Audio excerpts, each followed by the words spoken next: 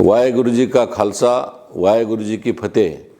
मी राज्यसभा खासदार डॉक्टर अजित गोपछडे हिंद की चादर या शहीदी समागम परमपूज्य श्री गुरु तेग बहादूर जी यांच्या शहीदी समागमाच्या निमित्ताने या पुण्यनगरीमध्ये परमपूज्य गुरु गोविंद सिंगजी महाराज यांच्या या पवित्र आणि पावनभूमीमध्ये देश विदेशातून येणारे अनेक शीख यात्रेकरू, विविध जातीपंथाचे आमचे संत महंत, सर्व धर्मगुरू यांच्या माध्यमातून एक सगळ्यात मोठी पवित्र अशा प्रकारची सेवा नांदेड जिल्ह्यामध्ये आंतरराष्ट्रीय क्षेत्राच्या दृष्टिकोनातून होत आहे।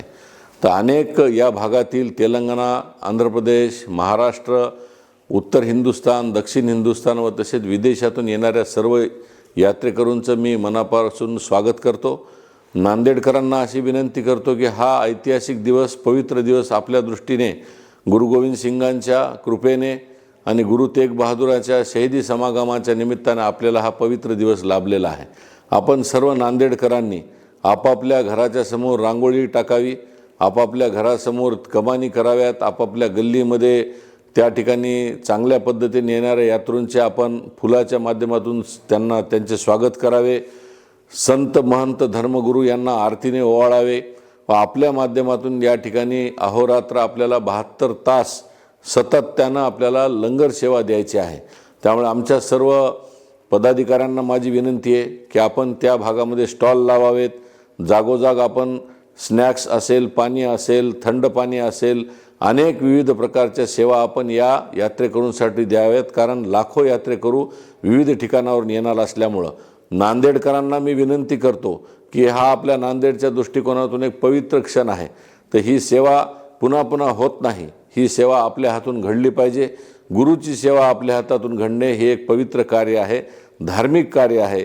नांदेड हे ऐतिहासिक शहर आहे, भविष्यामध्ये हे तीर्थक्षेत्र होईल, ही होली सिटी होईल। आणि या शहीदी समागमाच्या निमित्तानं सर्व नांदेडकरांनी या कार्यक्रमामध्ये सहभागी व्हावे, या कार्यक्रमाची शोभा वाढवावी। देशाचे कणखर गृहमंत्री माननीय अमितभाई शाह, राज्याचे मुख्यमंत्री लोकनेते देवेंद्रजी फडणवीस साहेब या कार्यक्रमामध्ये समाविष्ट होणार आहेत।